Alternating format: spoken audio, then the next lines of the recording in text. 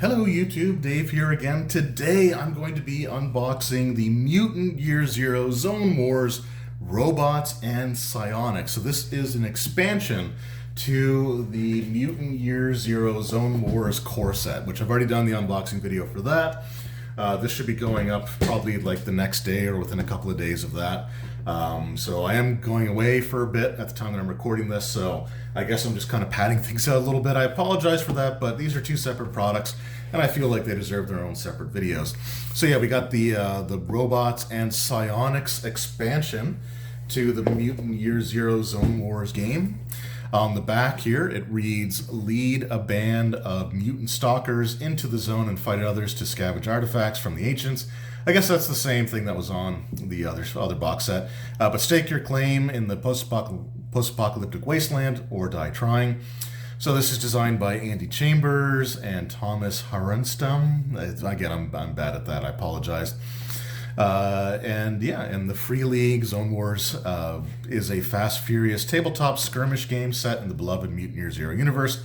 This expansion set expands the game with two more factions, allowing for four players in a multi-faction mayhem. The box includes 10 detailed minis, 5 for each faction, the Mechatron Hive and the Nova Cult.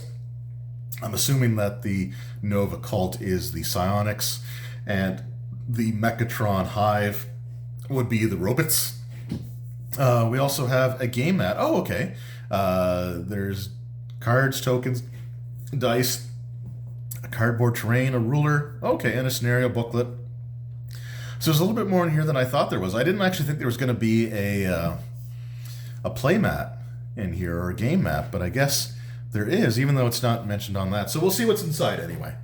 The miniatures are delivered with a sun-drop coat of paint, so they're not painted fully. They're basically just like brushed over, have a base coat with a color that is unique to that faction. So we had kind of like a green and like a gold color from the core set. And we'll see what the colors are in this one. I should have a link in the description below for this particular product. So check that out if you're interested. And again, I really want to start getting into more skirmish games, tabletop skirmish games. And this one just looks so interesting to me that I had to pick it up. So we've got the core set, which I've already done a video on. And now let's take a look at the Robots and Psionics. So the base set didn't have any, oh my goodness, didn't have any advertising or anything on the sides inside of the box. Let's see what we got here as I'm bumping and knocking the camera around. This box is on there, this lid's on there pretty tight, so I guess it's not at super risk of falling out.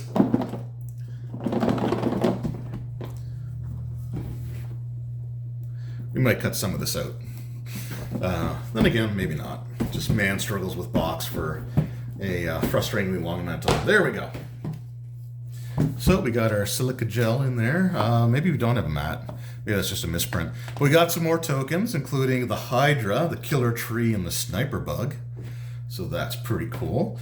Then we got some 3D terrain here. Let's just get that out of there. So yeah, I think the play mat or game mat was probably a typo.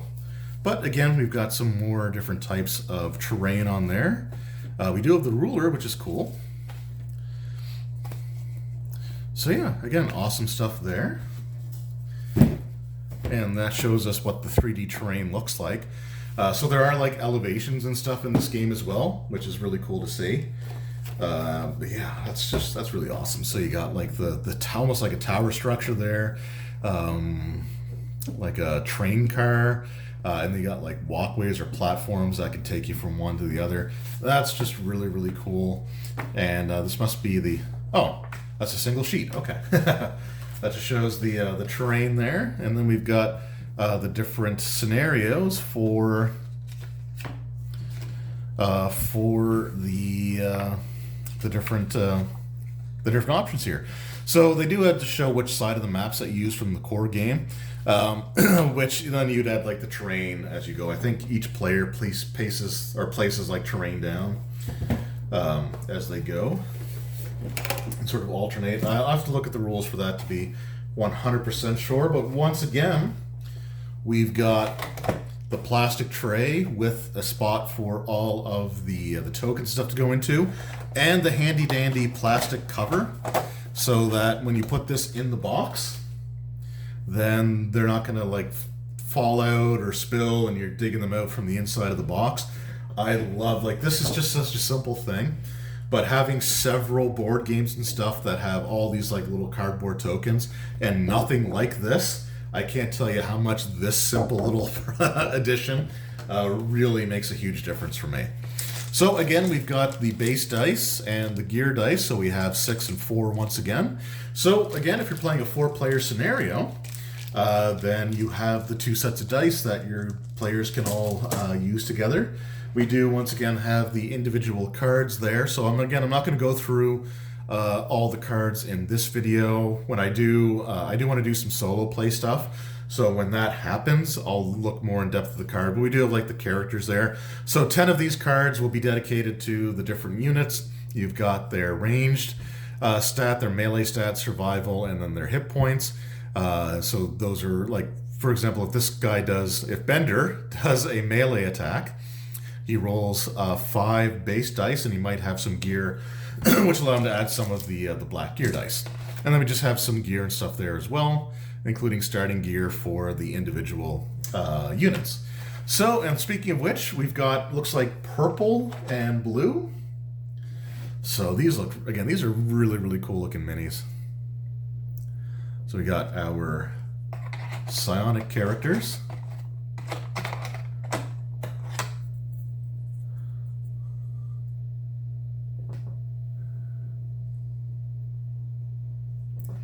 And even though these are like just sort of brushed with a base coat of like a flat color, they truly, like, you still don't miss any of the details on them.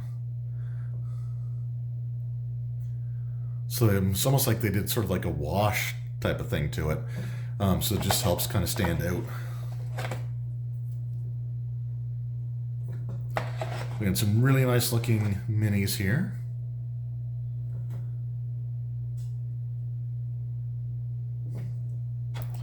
These would be a lot of fun to paint. I just suck at painting, so again, I might keep these the way that they are. Well, then we got our robots here. So we'll start with Bender.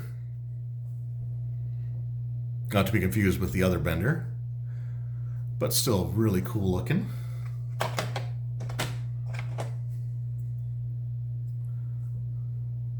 This guy's got like grenades and sprays, looks like, in his hands there, the old tire treads. These are just such cool looking minis. Like, these are just such cool looking minis. I love it.